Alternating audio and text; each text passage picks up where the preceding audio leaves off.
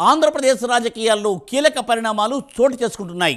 మూలిగే నక్క మీద తాటికాయ పడ్డట్టు అయింది వైసీపీ పరిస్థితి. ఇప్పుడు గత ఎన్నికలలో ఘోర ఓటమి చవి చూసిన వైసీపీని వరుస రాజీనామాలు మరింతగా కుంగదీస్తున్నాయి. సాధారణ నాయకులు పోతే పట్టింపే లేదు, కానీ ప్రజాప్రతినిధులు సైతం రాజీనామా బాట పడుతున్నారు. ఇప్పుడు తాజాగా రాజ్యసభ సభ్యుడు వైఎస్ కుటుంబానికి ఆప్తుడు విజయసాయిరెడ్డి రాజీనామాతో కార్యకర్తల్లో అయోమయం నెలకొందిట. ప్రస్తుతం అటు రాజ్యసభ ఇటు మండలిలోనే వైసీపీకి బలం ఉంది. వరుసగా రాజ్యసభ సభ్యులు మండలి సభ్యుల రాజీనామాలతో పెద్దల సభలో వైసీపీ ఖాళీ కాబోతోందా అనే ప్రశ్న ఉదయిస్తోంది. ఇప్పుడు ఏ ఒక్క సీటు ఖాళీ అయినా అది కూటమికే వెళుతుంది. ఇప్పుడు ఈ క్రమంలో దీనిపై ప్రైమ్ లైన్ స్పెషల్ స్టోరీ.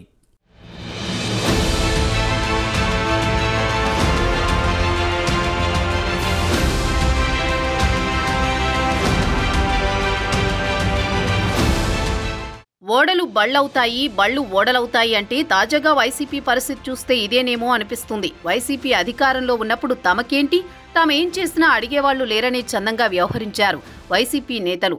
తీరా అధికారం పోగానే ఒక్కొక్కరు పార్టీని వీడిపోతున్నారు. సాధారణ నాయకులు పోతే పెద్దగా పట్టించుకునేవాళ్లు కాదు, ప్రజాప్రతినిధులే పార్టీని వీడిపోతున్నారు. పార్టీ కష్టకాలంలో ఉంటే కాడి పడేసి ఎవరి దారి వారు చూసుకుంటున్నారా, లేక పార్టీనే వదిలేస్తోందా అనే సందేహం కలుగుతోంది. సహజంగా ప్రతి పార్టీలో నేతలు రాజీనామాలు చేస్తూ ఉంటారు, కానీ వైసీపీలో మాత్రం జగన్కు రైట్ హ్యాండ్ లాంటి వాళ్లు కూడా పార్టీని వీడిపోతున్నారు. ఇటీవల బాలినేని శ్రీనివాసరెడ్డి, ఇప్పుడు విజయసాయిరెడ్డి పార్టీని వీడిపోయారు. మరోవైపు గత ఏడాది జరిగిన ఎన్నికల్లో వైసీపీ ఘోర పరాజయం మూటగట్టుకుంది. దీంతో అటు రాజ్యసభలోనూ ఇటు శాసనమండలిలో మాత్రమే వైసీపీకి బలముంది. అయితే తాజాగా విజయసాయిరెడ్డి రాజీనామాతో రాజ్యసభలో వైసీపీ బలం 7కు పడిపోయింది. రాజ్యసభలో మొత్తం ఆంధ్రప్రదేశ్కు 12 మంది సభ్యులున్నారు. వారిలో 2024 శాసనసభ ఎన్నికల నాటికి వైసీపీకి 11 మంది సభ్యుల బలముంది.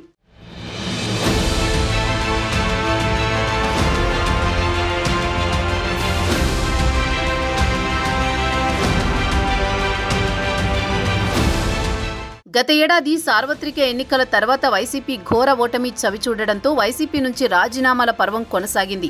ఈ క్రమంలోనే రాజ్యసభ సభ్యులలో 3 రాజీనామా చేశారు. తాజాగా విజయసాయిరెడ్డి కూడా రాజీనామా చేయడంతో రాజ్యసభలో వైసీపీ సభ్యుల సంఖ్య 11 నుంచి 7కు పడిపోయింది. ఈ క్రమంలో ముందు ఇంకా ఎంతమంది రాజీనామా చేయనున్నారో అనే సందేహం కలుగుతోంది.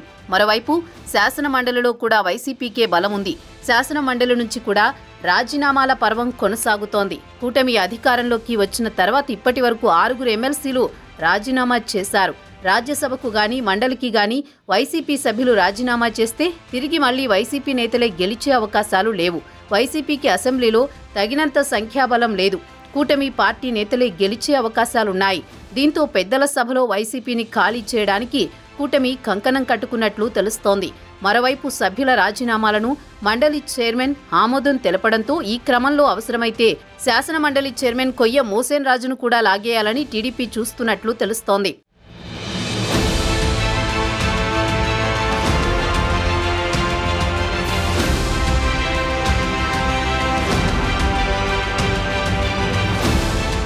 మరోవైపు రాజ్యసభలో బీజేపీ మెజారిటీ సాధించాలని చూస్తోంది. రాబోయే రోజుల్లో సీసీసీ లాంటి చట్టాలను తీసుకురావాలని కాషాయ పార్టీ భావిస్తోంది. ఈ నేపథ్యంలోనే రాజ్యసభలో బిల్ పాస్ అవ్వాలంటే మెజారిటీ సభ్యుల అవసరం ఉంది. దీంతో వైసీపీ సభ్యుల చేత రాజీనామా చేయించి ఆ స్థానంలో తమ పార్టీ నుంచి గాని కూటమిలో టీడీపీ జనసేన నుంచి గాని సభ్యులను రాజ్యసభకు పంపాలని ప్లాన్ చేస్తున్నట్లు తెలుస్తోంది. ఇటీవల వైసీపీకి రాజీనామా చేసిన ఆర్ కృష్ణయ్య, బీద మస్తాన్రావు మరలా బీజేపీ టీడీపీ తరపున రాజ్యసభకు ఎన్నిక కావడం తెలిసిందే. ఇదే క్రమంలో తాజాగా రాజీనామా చేసిన విజయసాయిరెడ్డి స్థానంలో కూటమి నుంచే మరో సభ్యుడు రాజ్యసభకు వెళ్లనున్నారు. రాబోయే రోజుల్లో కూడా మరికొంతమంది రాజ్యసభ సభ్యుల చేత రాజీనామా చేయించి కూటమి సభ్యులను రాజ్యసభకు పంపాలని కూటమి భావిస్తున్నట్లు తాజా పరిణామాలను చూస్తుంటే తెలుస్తోంది.